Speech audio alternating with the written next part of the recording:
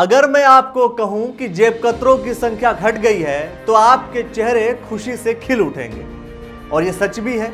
लेकिन इसी सच का दूसरा सच ये भी है कि साइबर ठगी समझते हैं आप?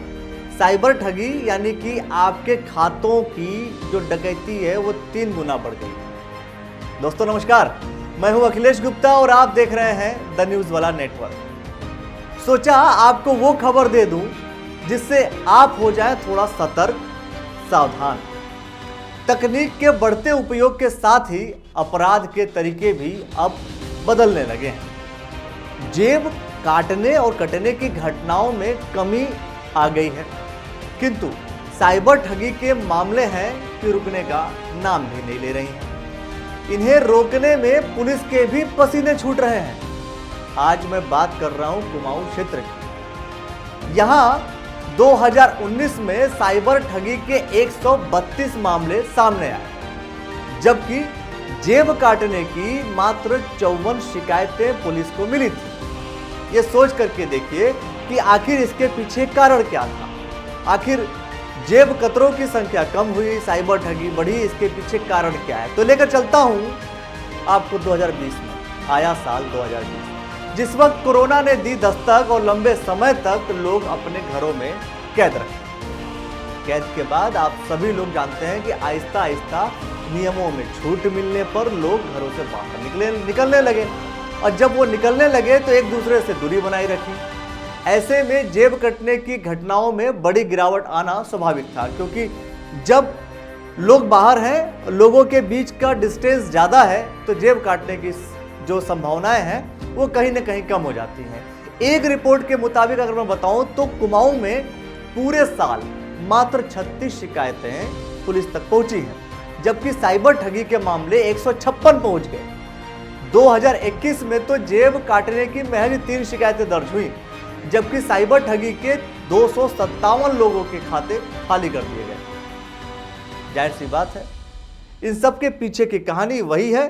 कोरोना आया, डिस्टेंस कम ज्यादा थी, लेकिन 2022 में अप्रैल अंत तक साइबर ठगी की घटनाओं का आंकड़ा 150 पार कर चुका है। मतलब हर महीने 30 से अधिक घटनाएं दर्ज हो रही हैं, जबकि 2019 में प्रति माह यह संख्या 11 के आसपास थी। इस साल अब तक जेब काटने की एक भी शिकायत नहीं मिली है। अब आप ये सोच रहे होंगे कि इन सभी जो घटनाएं हैं, इन घटनाओं के पीछे की मेन वजह क्या है? तो इसका मेन वजह है मोदी जी की डिजिटल योजना। नहीं, डिजिटल योजना गलत नहीं है, वही जो डिजिटल पेमेंट सिस्टम उसी की बात कर रहा हूं, वो गलत नहीं है। लेकिन बात यह है कि जेब में नकदी है नहीं, काटने में भी रिस्क, और वर्तमान में ऑनलाइन पेमेंट सिस्टम का चलन लोगों से इतना अब बढ़ गया है कि नकदी खरीदने के लिए भी ऑनलाइन पेमेंट सिस्टम का लोग इस्तेमाल करने लगे हैं। और वहीं जेब काटने के दौरान पकड़े जाने पर रिस्क भी होता है, और भीड़ में पकड़े गए तो पिटाई की आशंका भी लगातार बनी रहती है। जबकि साइबर ठगी में इस प्रकार का कोई रिस्क नहीं होता है, यानी रिस्क अगर मैं कहूं भी तो रिस्क ना के बराबर होता है। अब सवाल यह है कि ये पूरा जो डिजिटल ठगी है, ये कैसे लोग बनते हैं और कैसे लोग डिजिटल ठगी का शिकार दूसरे को बनाते हैं।